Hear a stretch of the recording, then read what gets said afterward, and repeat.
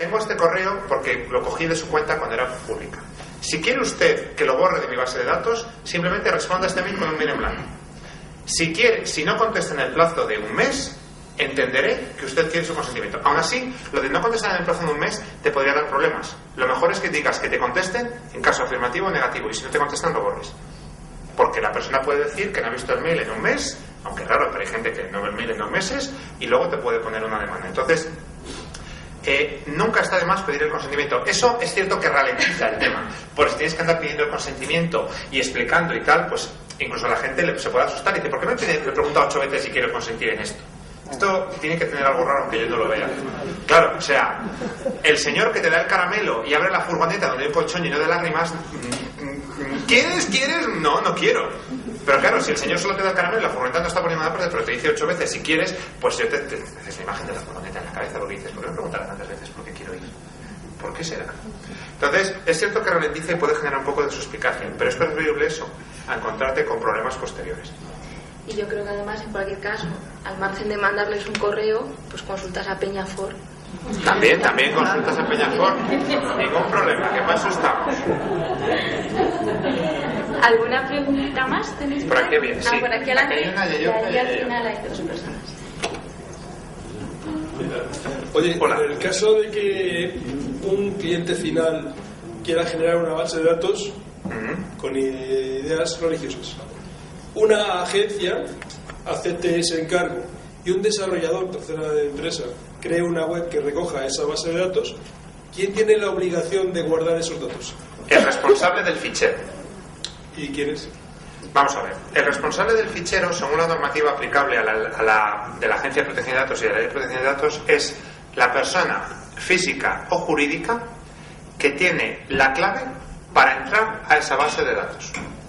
Entonces, tú me estás diciendo que una persona está recabando información para cumplir el encargo de un segundo que le ha hecho a su vez un tercero, que es para el que va a tener la base de datos. Vale. Esas 3 personas, tanto si son físicas como jurídicas, ellas y su personal, tienen obligación de cumplir todas las disposiciones previstas en la Ley de Protección de Datos, en todas las fases del recogimiento de los datos. Eso es lo primero. Y segundo, la persona por la que van a ir, en caso de que esos datos aparezcan en cualquier sitio, será responsable del fichero, que tiene que ser una persona designada cuando se cree el fichero al principio y se comunique a la Agencia de Protección de Datos. Es decir, cuando se creó la Agencia de Protección de Datos, las empresas ya tenían ficheros, porque los ficheros son tan viejos casi como la humanidad. Ficheros de amigos, ficheros de clientes, ficheros secretarios, ficheros de todo. Entonces, hubo una moratoria de, creo que fueron 2 años, en los cuales se podía comunicar la existencia de ficheros. Ahora, que la normativa ya está vigente, cuando tú vas a crear un fichero, antes de crearlo tienes que decir, voy a crear un fichero con estos datos, con este tipo de datos, que va a estar en este sitio, alojado de esta manera, con estas copias de seguridad. Si tienes las claves, incluso, llegan a regular la longitud que tienen que tener y la encriptación que tienen que tener. Y si son datos de especial relevancia, como por ejemplo la religión de las personas, es muy probable que te exijan encriptación de 128 bits. Es muy probable. Eso ya tienes que consultar con ellos para específicamente que te digan. Entonces, en ese caso, cuando lo vas a crear, nombres a una persona. Y esa persona es la responsable civil subsidiaria para el caso de que los datos acaben donde no sea. Y ya hemos visto que las multas pueden llegar a 600.000 euros. O sea que, ojito. Si se cumple la normativa no tiene por qué haber ningún problema. Y la normativa es fácil de seguir, pero hay que cumplirla. Porque si no, te escuece mucho. Y nosotros hemos tenido un cliente en concreto al que le pusieron un multazo de 40.000 euros por supuestamente no respetar. Y estamos ahora en el pleito. Pero los 40.000 euros, que le duelen como si fueran hijos suyos, se han ido a la Agencia de Protección de Datos. Pero así, no ha habido manera.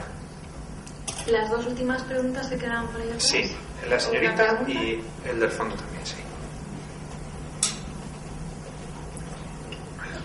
Hola, Hola. Enhorabuena por tu ponencia, me ha gustado mucho. Gracias. No se me ha hecho aburrida. Bueno, y te comento, es que yo me dedico a la formación. Sí. Y entonces, pues hay veces que preparo materiales pues para los oyentes. Entonces, hay veces que recorto cosas de la Wikipedia. Sí. Y las pongo en... Entonces ahora me ha surgido la duda de si lo estoy haciendo bien. No te tiene que preocupar. ¿Tú citas que son de la Wikipedia? No.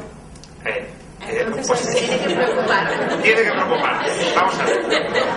La Wikipedia, ¿qué tipo de licencia tiene para sus contenidos? Pues es que sinceramente no me la Sí, planteado. tiene Creative Commons. Creative Commons, además de nivel básico. Tienes que citar que viene de la Wikipedia. De hecho, la Wikipedia tiene que tener una licencia así porque yo puedo entrar sin un usuario anónimo y simplemente identificándome con mi IP, que es una identificación automática, yo puedo coger y cambiar un artículo. De momento se publica así, luego estará sujeto a revisión, pero de momento se publica así. Cualquiera puede ir y modificar la página de la Wikipedia de la Duquesa de Alba y poner que tiene varices. Luego se le sujetará a revisión, pero de momento pone que tiene varices y lo pone. Cualquiera puede hacer la prueba. Entonces yo creo que en este aspecto, para estar cubierta, simplemente tendrías que decir que... Sí, mis ejemplos son siempre así, pero de toda la vida. Entonces, lo que tienes que hacer es citar que son obtenidos de la Wikipedia. Con eso no deberías tener ningún problema. Pero de todas maneras es fácil. Te vas a estatar a la Wikipedia, licencia sobre nosotros, licencia Creative Commons, y te lo lees. Si viene muy fácil, si al final, una de las cosas positivas que ha tenido todo esto de las redes sociales y de la multiplicidad de las fuentes de datos es que las licencias se han hecho sencillas, porque todo el mundo las tiene que entender. Entonces tú te vas, te lo lees, es fácil, es sencillo, rápido, vas a estar 5 minutos y te van a quitar las horas. Y si tienes horas, pues peñafón, ningún problema. Me ha aprendido el nombre, sí, gracias. Sí. Y ya la última pregunta por ahí atrás.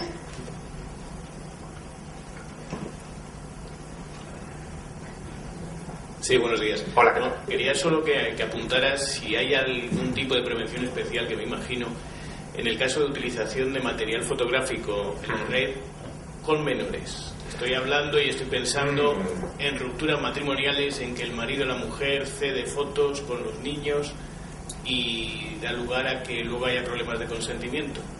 A ver, lo que dice la Ley de Protección de Datos es que en el caso de menores el consentimiento podrá prestarse por los padres y tutores. Todos hemos visto las fotos de Lola en las cuales sale el hijo de Ana Obregón y antes salía con la cara pixelada y ahora ya no sale con la cara pixelada porque ya ha cumplido 18 años. Me acuerdo cuando se cayó este verano encima de una mesa de cristal, se rajó entero. Fotos del hijo de Ana Obregón sangrando. Claro, el pobre se había abierto entero todo el brazo y salían las fotos allí y a mí me llamó la atención porque ya no tenía la cara pixelada y es que este señor ya tiene más de 18 años. Vamos a ver. En el caso de que el padre, imaginemos que hay un procedimiento de divorcio, por ejemplo, peleado, divorcio contencioso que se llama, y el padre publica en su perfil de Facebook fotos de él en las vacaciones con sus hijos. Él está prestando el consentimiento, si las publica como públicas, está prestando su consentimiento y por ende el de sus hijos, porque son sus hijos y él comparte la patria potestad con su exmujer, para que esas fotos se puedan publicar allí. Ahora bien, como la custodia es compartida, la patria potestad también lo es. Y la exmujer puede solicitar que las fotos se retiren. Ahí habrá que estar a si la mujer tiene derecho a solicitarlo, no tiene derecho, y eso tendrá que decidirlo el juez que haya conocido del divorcio. Pero a priori, el consentimiento de los padres obliga a los hijos. Porque los hijos, siendo menores de edad, están sujetos en su consentimiento al que den sus padres o sus tutores. Es exactamente el mismo caso que el famoso y paradigmático caso de la granja escuela. Yo soy padre. Imaginemos, no soy padre en este momento, tengo un hijo, va a la granja escuela y en la granja escuela le pasa algo. Y mi mujer me pega 4 gritos porque yo he permitido que mi hijo vaya a la granja escuela. Pero es que yo lo he permitido y he prestado mi consentimiento. No he prestado mi consentimiento a que se caiga encima del gorrino y el gorrino le muerda. No lo he prestado, evidentemente. Pero he asumido el riesgo prestando el consentimiento. Prestar el consentimiento tiene el riesgo. Los abogados y en general la gente que nos dedicamos al mundo de la ley intentamos que la seguridad sea máxima dentro de lo posible, pero la seguridad no puede encorsetarte hasta el punto de que te ahogue. Y en el caso que comentas, no puede ser que porque hay un divorcio automáticamente no se puede publicar cosas de los hijos. Pues hombre, el padre tiene la patria potestad. Luego habrá que discutir si la ejerce bien, mal, regular, si tenía derecho o no tenía derecho, pero eso será porque habrá casos. Si el padre tiene un historial de negligencia, pues igual estima que no tiene derecho a publicarlas.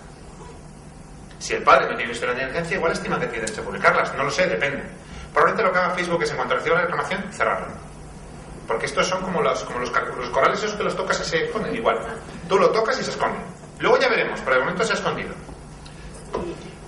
Bueno, solamente por añadir que aquí además está la ley del menor. Es decir, que en este terreno hay otra normativa que es la que realmente protege el derecho del menor, ¿no?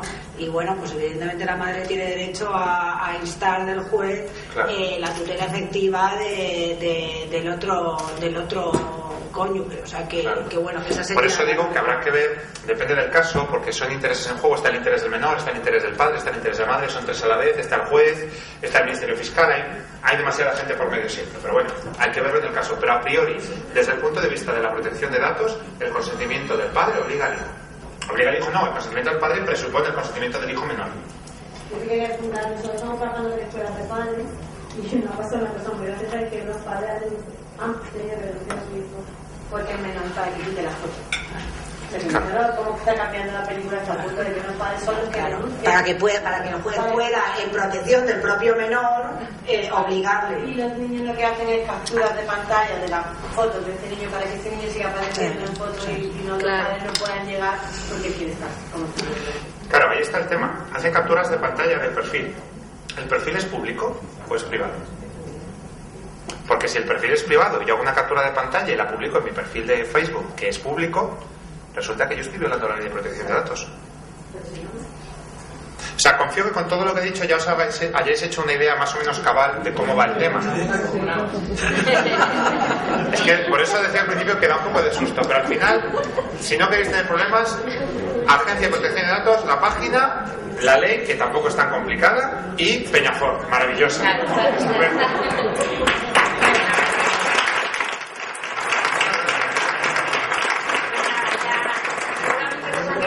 Más cosas pendientes y ya vamos a cerrar la jornada de hoy que creo que ha sido bastante interesante y para ello le damos la palabra a Carmen García Andrés, que es la directora general de Fundación Tomillo.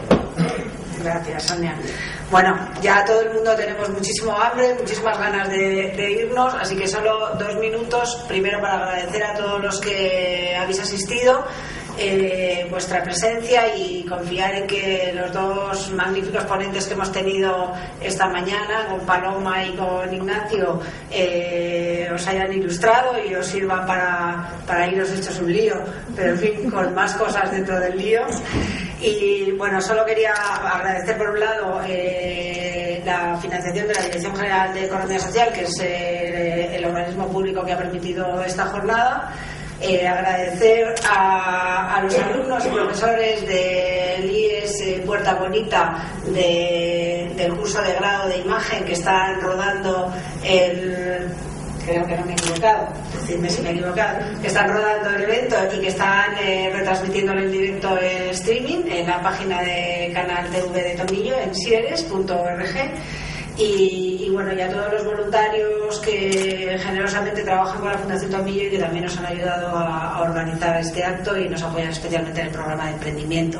Así que bueno, esperamos contar con todos vosotros en futuras acciones formativas o divulgativas y enormes gracias a Santiago y a Paloma por vuestras ponencias.